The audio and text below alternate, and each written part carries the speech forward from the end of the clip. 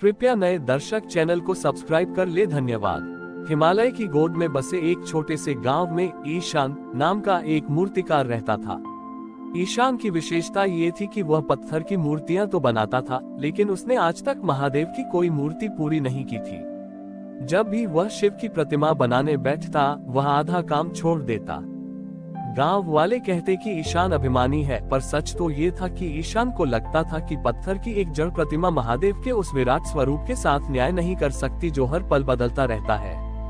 एक रात जब पहाड़ों पर भीषण बर्फीला तूफान आया, ईशान की कुटिया के बाहर किसी ने दस्तक दी। द्वार खोलने पर उसने देखा कि एक बूढ़ा चरवाहा ठंड से कांप रहा था। ईशान ने उसे अंदर लिया, आग जलाए और अपने हिस्से का आधा भोजन उसे दे दिया। उस वृद्ध के पास एक पुराना टूटा हुआ बांस का डमरू था।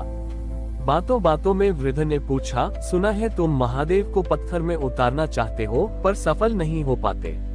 ईशान ने उदासी से कहा, बाबा मैं उन्हें स्थिर कैसे करूं? जो नृत्य में नटराज है, समाधि में महाकाल है और विष पीकर नीलकंठ है। पत्थर तो मौन और स्थिर होता है। वृद्ध मुस्कुराया और बोला, कल सुबह जब सूरज की पहली किरण इस बर्फ पर पड़े तो तुम पहाड़ी की उस चोटी पर जाना जहां से नदी का उद्गम होता है।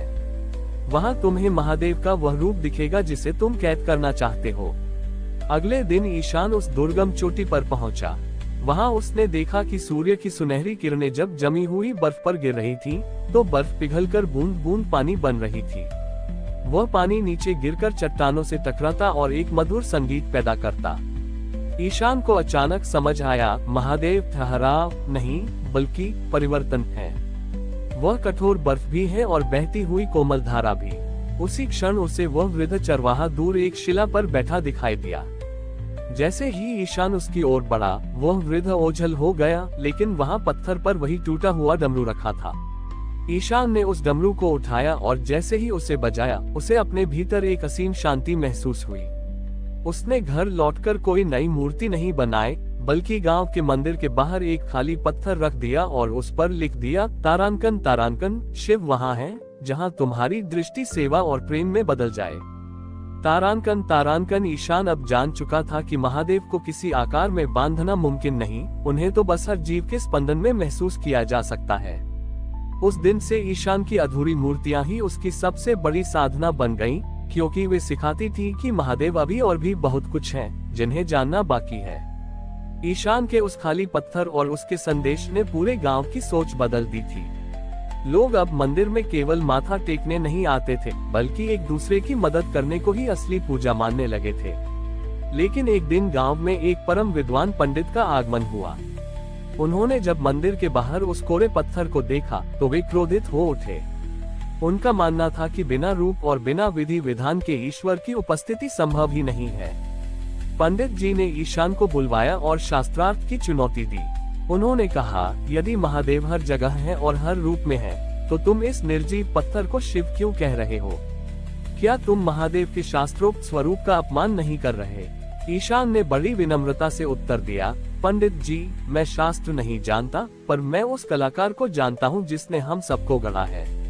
क्या एक पिता अपने बच्चे के प्रेम को केवल तब स्वीकार करता है जब वह सज धज कर आए? क्या वह अपने बच्चे की अधूरी पुकार नहीं सुनता? पंडित जी को ईशान की सादगी में अहंकार दिखाई दिया। उन्होंने घोषणा की कि यदि ईशान अगले 7 दिनों के भीतर महादेव का ऐसा रूप प्रकट नहीं कर पाया जो शास्त्र सम्मत हो, तो उसे गांव छोड़कर जाना होगा। ईशान ने चुपचाप चुनौती स्वीकार कर ली और अपनी उसी अधूरी मूर्तियों वाली कुटिया में लौट गया। 6 दिन बीत गए। ईशान ने न पत्थर उठाया न छेनी।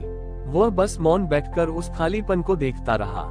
7वें दिन की भोर में जब पंडित जी और पूरा गांव कुटिया के बाहर जमा हुआ, तो उन्होंने देखा कि ईशान कुटिया के बाहर एक मरे हुए पक्षी को अपनी हथेली पर लिए बैठा था और उसकी आंखों से आंसू बह रहे थे।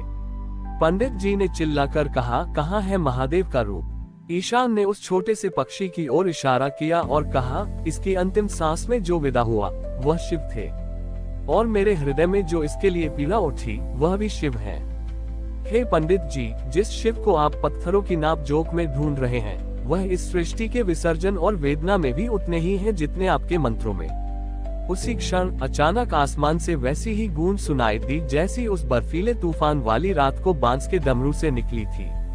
देखते ही देखते वो मृत पक्षी फड़फड़ाया और उड़कर एक सूखे हुए वृक्ष की टहनी पर जा बैठा।